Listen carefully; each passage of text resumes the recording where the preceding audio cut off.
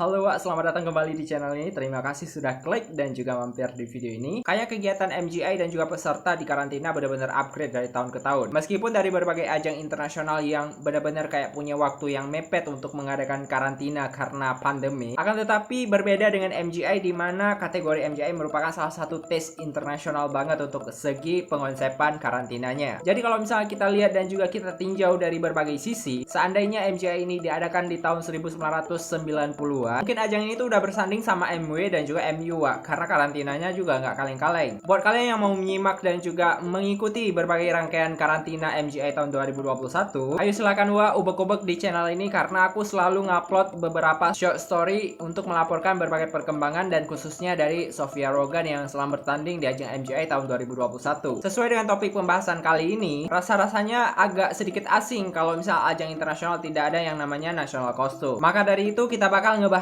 dari perkembangan national costume yang dibawa oleh wakil Indonesia dari mulai pertama kali debut di tahun 2013 hingga tahun 2021. So, jika kalian penasaran Wak tentang bagaimana dari national costume yang dibawa oleh wakil Indonesia serta siapa desainernya dan konsep apa saja yang dibawa, yuk sama-sama kita simak di video berikut ini dan jangan lupa untuk mengklik tombol subscribe, like dan juga komen serta share-nya dan nyalakan lonceng pemberitahuannya untuk mendapatkan notifikasi dari channel ini. Kita lanjut aja yuk, lanjut.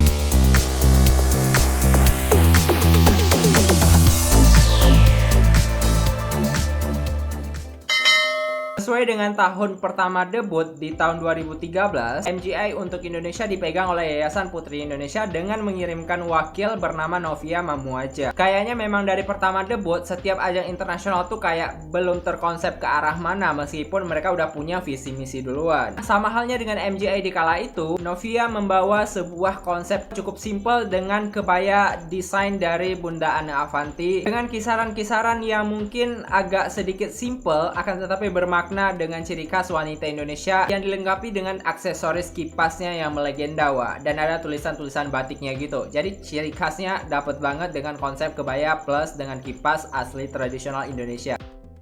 Nah, kalau misalnya di tahun 2013 itu Yayasan Putri Indonesia memegang lisensi untuk MGI versi Indonesia, akhirnya pada tahun 2014 MGI tidak lagi memperpanjang kontrak dengan YPI nih. Akhirnya pindah tuh ke Eljon Pageant. Dari pihak Eljon Pageant mengirimkan seorang wakil bernama Merjeni Winanti dan membawa national costume bertemakan perpaduan antara pesona dari Raja Ampat Papua dengan konsep-konsep yang benar-benar terdetail banget. Nah, pada saat Eljon Pageant memegang dari lisensi MGI di tahun 2014, ternyata Merjeni ini dikirimkan dengan menggunakan busana rancangan dari Eko Chandra. Dan yang paling beruntung adalah ketika Merjeni membawakan national costume bertemakan Papua dan Raja Ampat ini, Merjeni berhasil membawakan dan merepresentasikan budaya Indonesia di kancah internasional dengan masuk ke dalam top 20 best national costume versi MGI tahun 2014.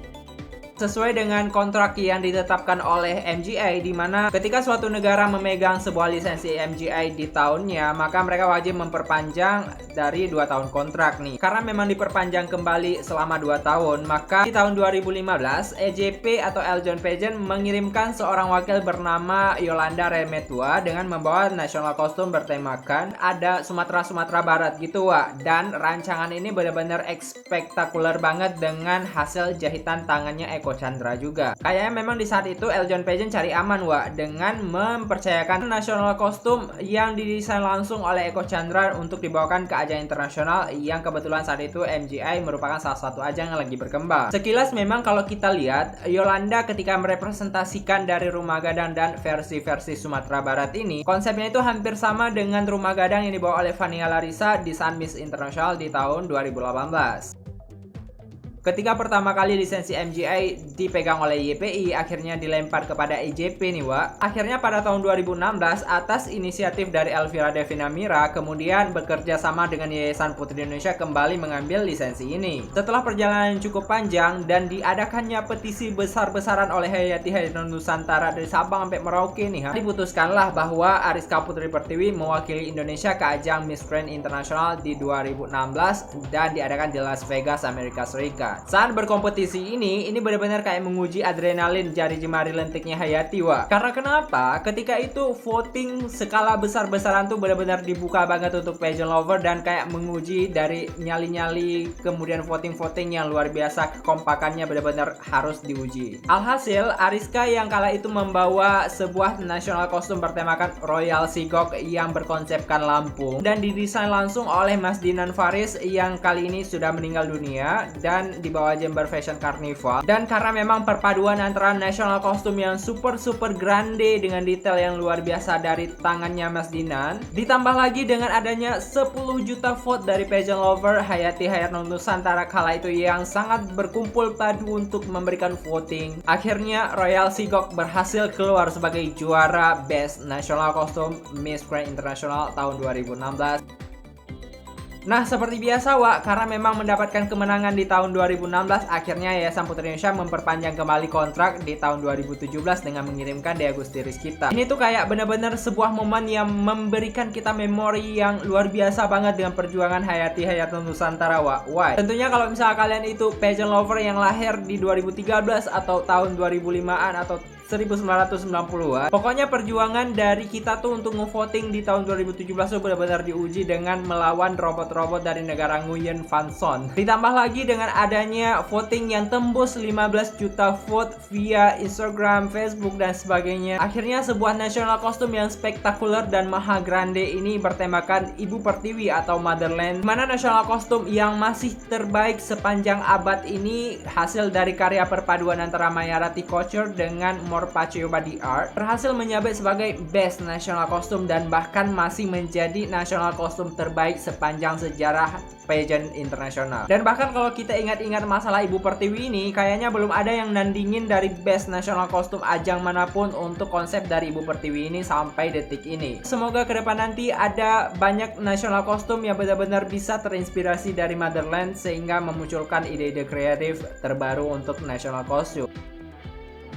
Setelah perjalanan huru-hara yang panjang, akhirnya Yayasan Putri Indonesia melepaskan lisensi MGI dan beralih kepada Yayasan Dharma Gintari yang kala itu tuh dipegang oleh Dikna Faradiba yang kebetulan juga anaknya Eljon Pageant. Nah, setelah mengadakan acara perdana yang luar biasa wow dan terpilihlah Nadia Purwoko sebagai pemenang, maka dikirimlah Nadia Purwoko ke ajang Miss Grand International dan membawa sebuah national costume yang nggak kalah grande, di mana tema yang dibawa adalah Underwater of Lombok dengan pesona yang luar biasa, banyak kerang-kerangnya di national costume, dan kostum ini terinspirasi dari keindahan bawah lautnya Lombok serta merepresentasi dari kekayaan alam Hayati Hayat Nusantara yang ada di Indonesia. Meskipun telah berjuang untuk melawan vote Nguyen Van Son dari negara seberang, Wak, dan berhasil tembus ke dalam 6 juta vote, seenggaknya prestasi dari Nadia Purwoko ini benar-benar membanggakan kita semua karena hasil dari karya Jilim ini benar-benar kayak memukau mata dunia. Nah, karena memang Nadia Purwoko berhasil masuk ke dalam top 5 dari Miss Grand International tahun 2018 maksudnya, akhirnya Dikna Faradiba terpaksa memperpanjang kembali 1 tahun lagi kontrak terhadap MGI di Indonesia.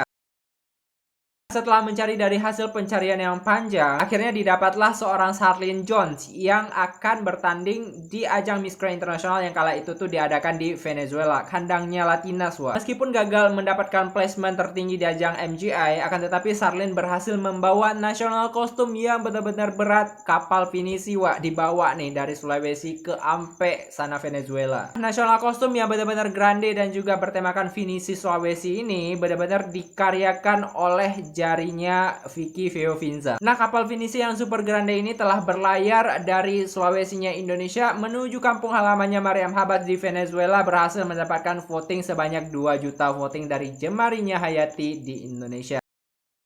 Setelah perjalanan yang panjang, akhirnya lisensi dari Miss Grand International itu dipegang oleh Yayasan Dunia Mega Bintang atau dari bawah tangannya Ivan Gunawan. Nah, berbeda dari tahun ke tahun, akhirnya setelah pencarian yang luar biasa banget dari Ivan Gunawan, menemukan sosok dari Aura Karisma yang membawa sebuah national costume bertemakan The Chicken of Sate. Bener nggak sih? Bukan.